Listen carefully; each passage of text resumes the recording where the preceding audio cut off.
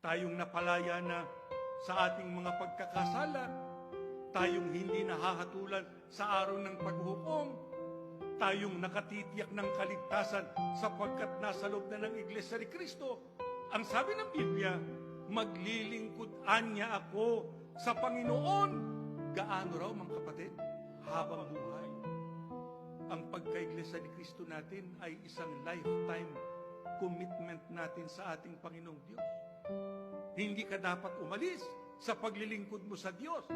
Sapagkat ang sabi ng Biblia, ang inaasahan ng Diyos, maglilingkod tayo sa Kanya habang buhay. Kaya pala ang mga Iglesia ni Kristo, ganyan na lang ang kanilang pagmamahal sa kanilang pagka-Iglesia ni Kristo. Kaya pala yung iba, talagang tumutulong sila sa gawain sa loob ng Iglesia. Aktibo sila sa mga aktibidad sa loob ng Iglesia.